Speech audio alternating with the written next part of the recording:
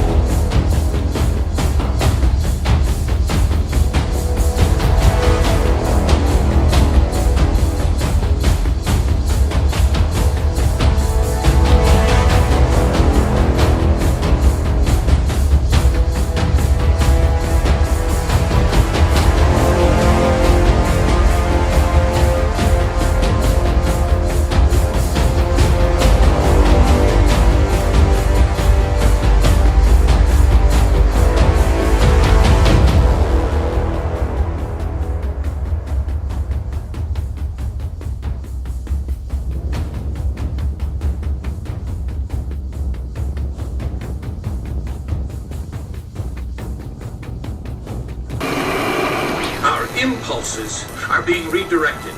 We are living in an artificially induced state of consciousness. We are living in an artificially induced state of consciousness that resembles sleep.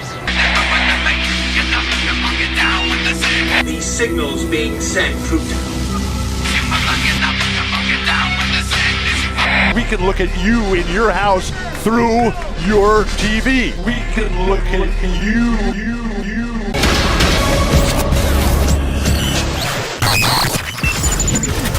Hi, Steve here. This isn't a controversial subject. It's simply the biggest challenge to our cognitive dissonance. I've done other videos on this subject before, but I want to go through this for the very last time. For those of you who are tired of the lies and you do want the truth and ability to think in a critical and logical way.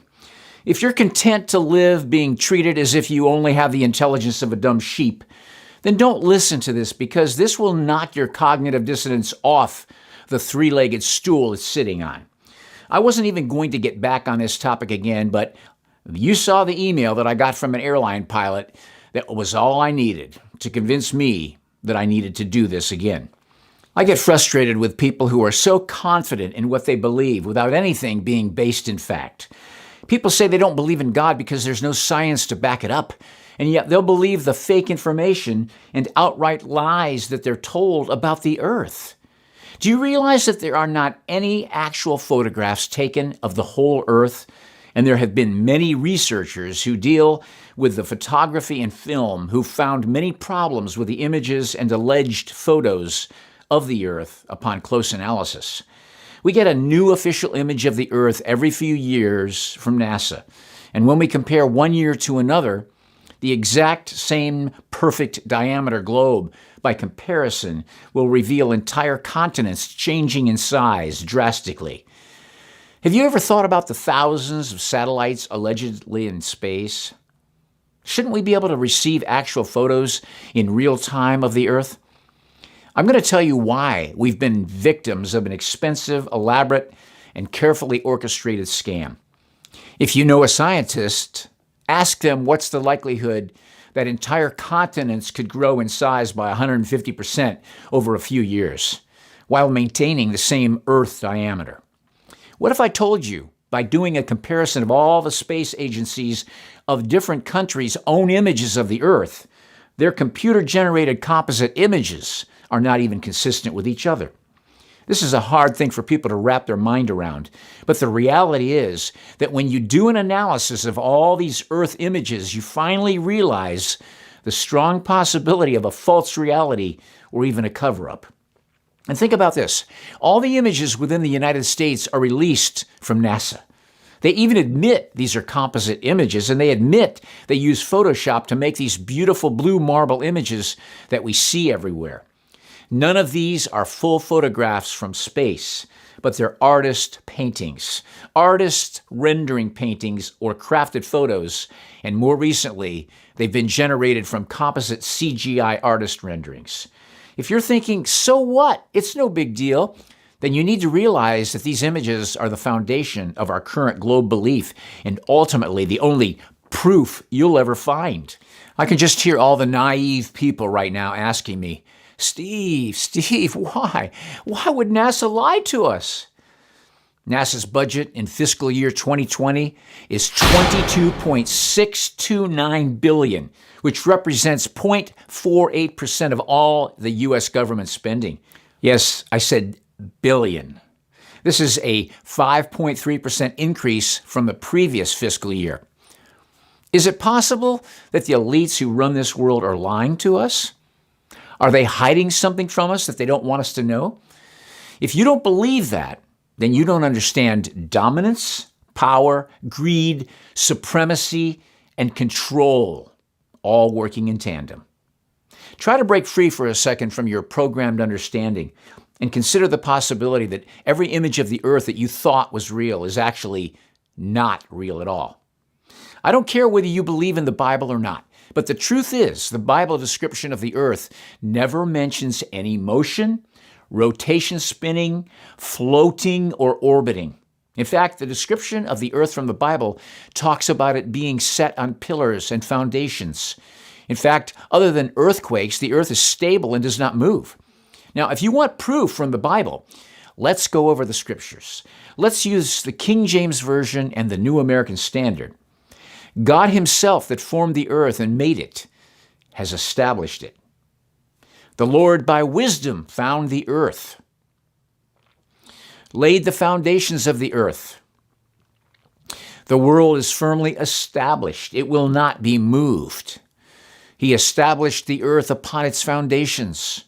And there are 14 more scriptures that I won't even take time right now to read, just to limit the length of this video.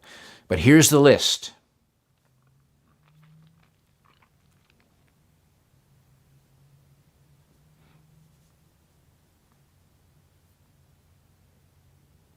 You just saw over 20 specific references describing the earth as being fixed upon literal foundations that cannot be moved. And still, the idea of this is hard for people to grasp. It's hard for the human mind to even consider something that goes against what they've been programmed to believe. The definition of a foundation is an underlying base or support on which something is built up or overlaid, the lowest load-bearing part of a building. The definition of a pillar is a firm, upright support for a superstructure, a tall, vertical structure of stone, wood, or metal used to support a building. Do you realize that everything we build on Earth has to have a foundation, with the exception of cars, because they have wheels?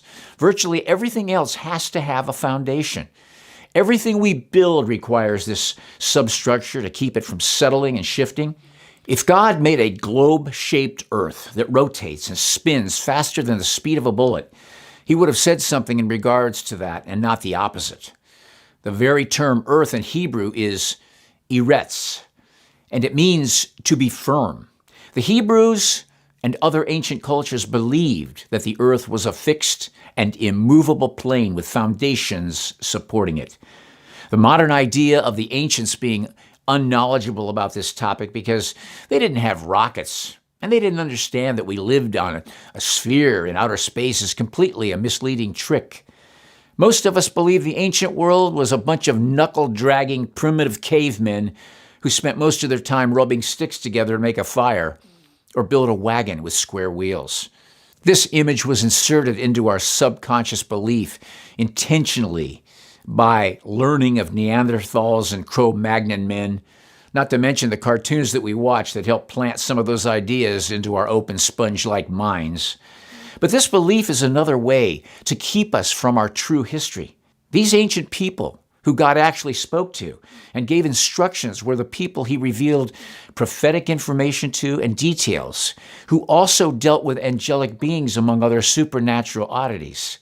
And the disciples of Yeshua himself had the opportunity to walk with him and be taught by him. Are we really going to continue the lazy argument that these people didn't understand the world they lived in? They had access to far more accurate information in that regard than we think we have today. These are the same people that could circumnavigate the earth by watching the position of the sun and moon, as well as knowing how to accurately read the star positions, their movements in the sky, and what it all meant, including seasons, solstices, equinoxes, and eclipses. And they never got the great public school education we had. How many people do you know today with a college education who could navigate their way to other countries across unfamiliar rugged land or large ferocious bodies of water, using only the luminaries as their guide to find their destination? Yeah, me neither. Did you know there aren't any experiments that can scientifically prove a moving heliocentric globe Earth? But there are actually experiments that prove the opposite. The Earth does not move at all while the luminaries rotate over us. Look up the Michelson-Morley experiment, the Sagnac experiment, and the experiment known as Airy's failure. These experiments failed at proving a moving Earth that doesn't support the narrative they want us to believe, and that's why they've kept them from all science and history books. Even Einstein said, "I have come to believe that the motion of the Earth cannot be detected by any optical experiment." Despite the fact that there is no movement of the Earth recorded or documented through any repeatable scientific experiment, the heliocentric globe model is a theory that is taught in every school as if it were fact. We learned this global concept as a young child before our brain could ever rationalize this hallucination of a theory. Think about when you learned about the globe, and if you were even old enough to remember it. Maybe you started when you were in a crib with a planetary mobile. Just like everything else we were taught when we were children, the Easter Bunny coming to bring us a basket full of grass and bad candy. Later in the year, a hairy, obese man wearing furry pajamas who flies a gaudy sleigh pulled with reindeer that didn't have wings, but comes to visit your house by breaking and entering through a small chimney. By the time we were a preteen, we understood that the Tooth Fairy was a tale, Santa Claus was a hoax, and there was never an Easter Bunny in the first place. But the globe concept gets beaten into our subconscious repeatedly throughout our lives, through movies, TV shows, and games that all reinforce the fantasy of this whole abstraction. And don't forget all the supposed daily discoveries of other planets and solar systems in outer space that NASA is propagandizing perpetually.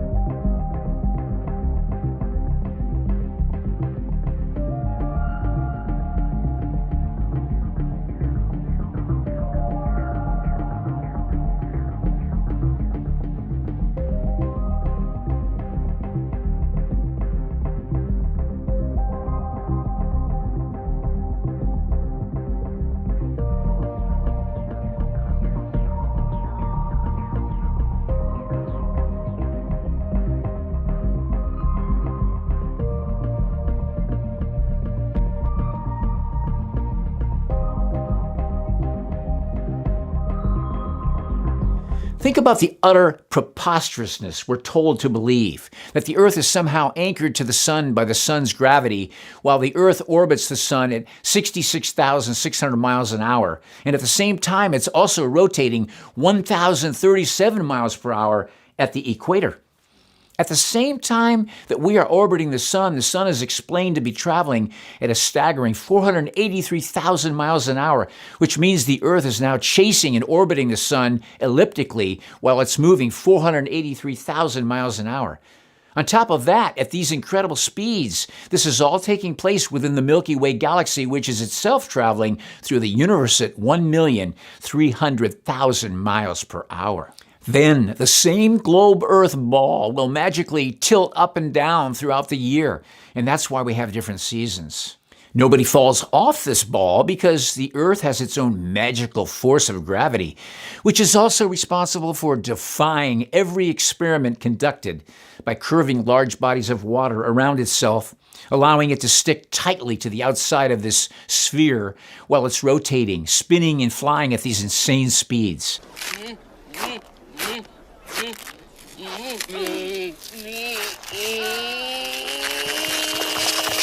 And if that's not enough, the Earth's gravity is supposedly responsible for holding the moon at the same distance to appear the exact same size as the sun, which is supposed to be 92,762,000 miles further away, and somehow only seeing one face of it ever, all while keeping everyone unaware that they are standing sideways in Florida or airplanes are landing upside down in Australia because technically there is no up or down in space. This is what we're told. This is what we're indoctrinated with. But by the time we can rationalize and question this theory, it becomes one of the only beliefs that we ever allow ourselves to think about. Our intellect and critical thinking mechanism has been clouded by the constant barrage of programming and conditioning, further reinforcing almost every mainstream media angle imaginable. That, coupled with believing that our education system is actually based in truth, will further confuse and dislodge our ability to think and reason.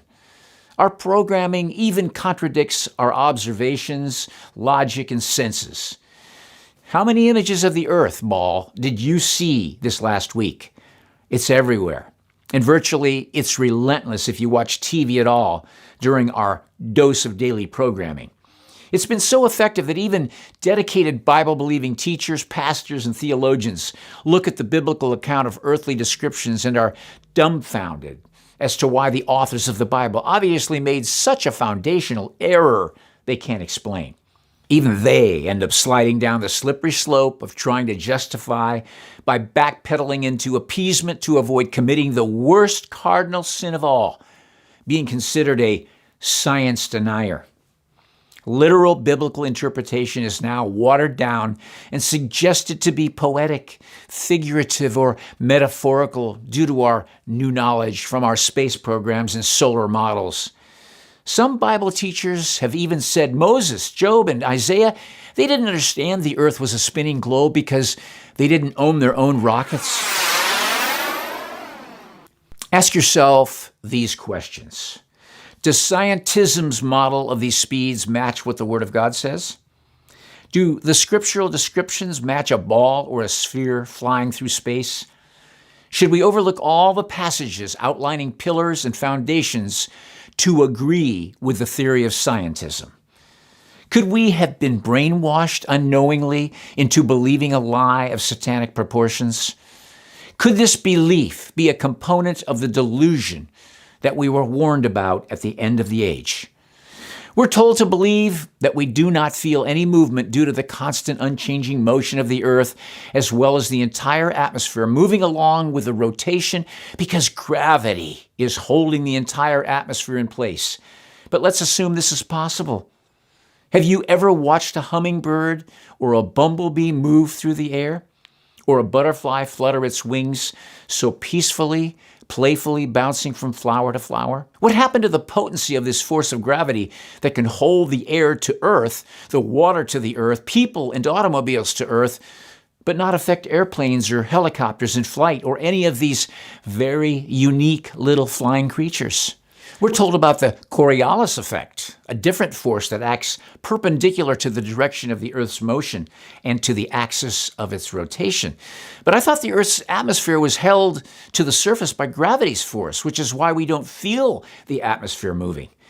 The Coriolis effect teaches us that long-distance shooters must account for this effect when calculating a shot. But no long-distance shooter has to do this in real life. They simply calculate their target placement while considering the bullet's drop based on distance and velocity, as well as any windage effects from side to side, but they never adjust for the Coriolis effect.